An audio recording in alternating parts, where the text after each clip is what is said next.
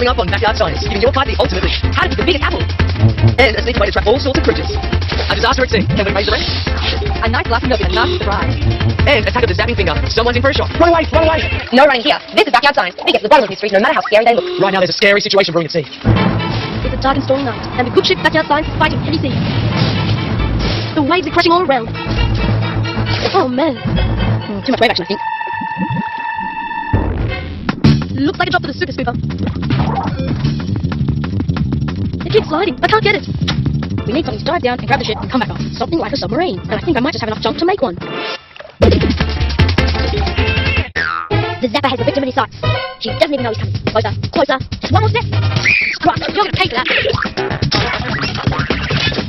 By rubbing your feet along the carpet, you pick up lots of negatively charged electrons. If you bring that charge close to another person, it jumps across, giving them a zap. It's called static electricity. But there's more than one way to use static electricity. If I rub my cone with a wool sock, I can charge it up too. If I bring it in close to the water, it's bending. My charged up cone is attracting the water. What about bits of paper? I can even make a ping pong ball move without touching it. Static electricity is powerful stuff.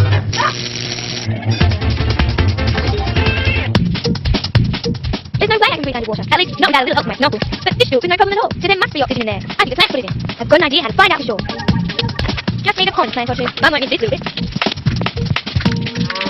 Now, while my fish are for the movies, I'll borrow their hands. Put the plants in, and cover them up with a big glass bowl. I just have to sit back and watch. There, tiny bubbles. Unlike people, plants don't breathe in oxygen. They breathe it out. That's what those little bubbles are. They dissolve in the water and give the fish something to breathe. Good trick, that. Can you imagine a fish in a snorkel? All those tiny bubbles. And funnily enough, bubbles might come in handy for our underwater salvage team. I know how to make a tiny diver. Maybe that'll help rescue our ship. You just take an ordinary pen cap, put some modeling clay on the end. You drop it in a bottle of water, catch a bubble of air in the top of the cap. I can make the diver do anything I want. I can make it dive, I can make it surface. When I squeeze the bottle, I'm forcing water into the cap, squashing the bubble, and the diver sinks. When I let go, the bubble gets bigger again, and the diver rises. We're going to need something a lot bigger to rescue our boat. I'm working on that, and I think I might just have an idea. Phew, hot day. Time for a nice cold drink. This is going to be so good. Shame you didn't get one. Hey. Yum. Can I have a bite? Science to the rescue. I bet you your ice cream that I can water from this glass into that one without touching either. I don't think so. Put your popsicle where your mouth is then. I'd like to see you fail first. The bet's on. Right then. I'll just twist this piece of absorbent paper. This'll do the job for me. Watch and weep, my friend.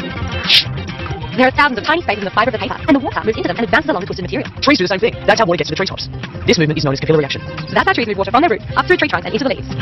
And look, what have we here? Water has moved from one glass to the other. Orange. My favourite. I'm going to cause an eruption right here. It won't exactly move mountains, but it'll be quite glass. Start with an old bottle. Coat the bottom in a layer of baking soda. And a touch of glitter for fun. Get a quarter of a cup of vinegar.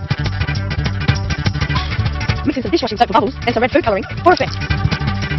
Now carefully pour in the bottle. Stand back, it's going to blow. And that's my volcano. One of the most famous volcanoes is Mount St. Helens in Washington State, USA. In May 1980, a huge eruption blasted 23 square miles of rock off the mountain. It felled trees as far as 17 miles away. Scientists say it will happen again, but they don't know when. Time to take cover. What better place than underwater? And I think the salvage team is getting to the bottom of how to get down there. This bottle ought to do the trick. First, I'll cut in some holes. They should let water in to make it heavy and sink. We'll need a hook to grab onto the sunken wrap. If I attach this balloon to the end of a long tube, put it inside the submarine. Now just stick it in place with some modeling clay. That's it, she's finished. Now the clever bit. The balloon should act like the bubble in the diver. Blow air in, the balloon gets bigger and it should rise to the surface. Let air out, the balloon gets smaller and it should sink. I think we are in the salvage business. Real submarines actually have two hulls, an outside shell and an inside shell. When they want to dive, they pump water into huge ballast tanks between the two hulls. That makes the sub heavier and so it sinks. When they want to surface, they blow the water out with compressed air. Uh-oh, that's a bad idea. She's forgotten the milk and cookies. 2 hours in the hot sun, and interesting things start to happen to milk. She shouldn't really be doing this. Somebody really should tell her. She's not gonna like this. Don't do it. Oh, yuck, it curdled. Milk curdles in warm air. That's because the sugar in the milk changes into an acid and forms white lumps. The lumpy stuff is called curds, and the thin watery liquid is called whey. There's another way of doing the same gross thing. Just pour in some vinegar. It takes a few minutes. The acid in the vinegar made the milk curdle. In fact, the hardest part is getting rid of that taste. Curdled milk? That's disgusting. Get a grip, Donna. Take a deep breath. That's what the salvage team is going to have to do to get that ship up. We've made our submarine to reach the sunken ship. First, a test run. If we let air out of the balloon, water fills the bottle. It sinks. Blow the balloon up. Up she comes. Now to attempt the daring rescue. Let the air out. Down she goes. Carefully. Now up a bit. Missed it. Down again. Got it! Bring her up!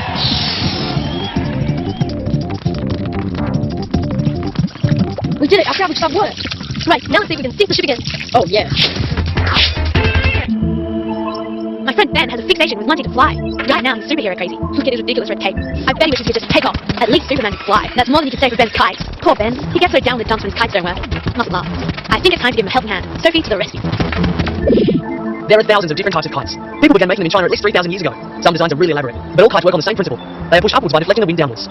Kites like these are designed for very precise movement. That means they can be used for stunt tricks, like flying in formation. Other kites are designed to catch the wind so well, they can even be launched from the water.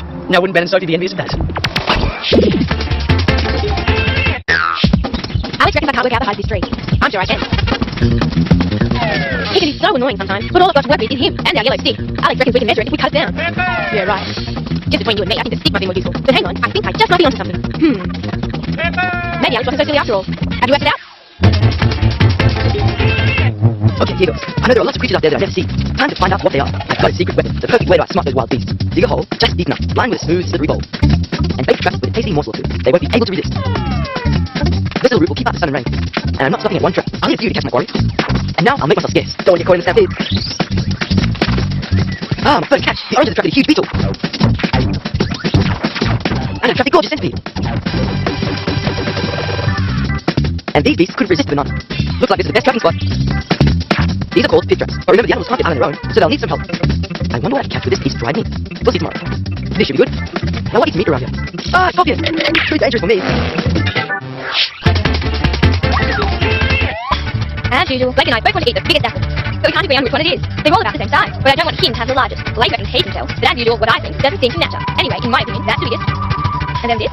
And that's the smallest. But I'm still not 100% sure. The yellow one is taller, but is it actually bigger overall? We'll settle it once and for all. I'll just see if I can find something to measure the apples with.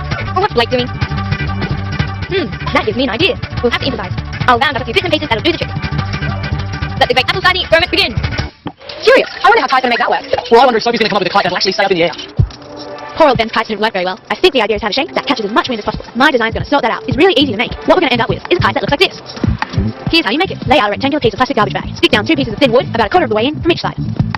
Mark a triangle around the outside of the wood and cut the plastic so your kite looks like this. On the tip of the triangle, fix some tape to make it stronger and punch a hole. Thread a piece of string about a meter long through the 2 holes. In the middle of that piece of string, attach another 4 meter long length of string. Here's a kite that'll catch a lot of wind. Now watch the expert way. There's more to kite flying than I thought. I don't think the shape's the problem. I think we have to work out a better way to catch that wind. You'd be amazed at how much wind well-designed kites can catch. These kites are strong enough to pull sand skiers along the beach, and even strong enough to take sand yachts for a bit of a spin. Some kites catch enough wind power to lift people right off the ground. But what goes up must come down. Alex has challenged me to find out how high this tree. All I've got to help me is the stick and him, but I think I can do it.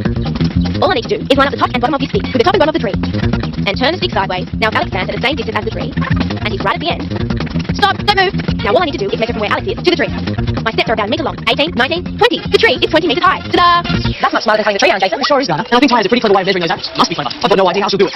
Blake doesn't realise it yet, but I'm going to show him a tricky way to find out which is the biggest roundest apple. I'll fill up this container right to the very top. Push an apple all the way in. Don't stick your fingers in. See? Some of the water spills over the top into the tray. I've got to make sure I catch every drop of water and push it in glass and mark how much water there is. That's how much water was pushed out by the red apple. Top the container back up and in goes the yellow apple. Quite a bit more. It's the green apple's turn. Make sure it goes all the way in. So there's our answer. Green is the smallest, red is the next biggest, and yellow is the biggest of them all. Ty's clever idea works because of something called displacement. The amount of water pushed out of the bowl is exactly equal to the volume of each apple. The more water, the larger the apple. Here's another scientific principle. Survival of the fastest. Imagine a world with only 3 colours. Well, it's true. There are only 3 simple or primary colours. And I'm going to prove to you. Look at all these colours. I'll show you how they're made. If I swap the colours out, then pour a tiny amount of water in with them, the dye should start to come off. It takes a while though, so be patient. They're ready. I need some absorbent paper. These bits of coffee filters will do. They'll suck up the dye and separate it into the colours it's made from. You can see that the yellow ones are made only with the yellow dye, and the red is made with only red.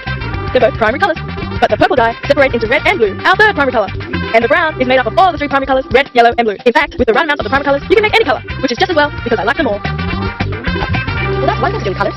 Now let's see if Sophie and Ben can get their kite up and flying. I can't believe my kite didn't get off the ground. I thought I'd done everything right. We need to figure out which direction the strongest wind gusts are coming from. Looks like Ben had an idea. We could use his pillow slip as a windsock. Whichever way the pillow slip billows out is the direction the wind's coming from.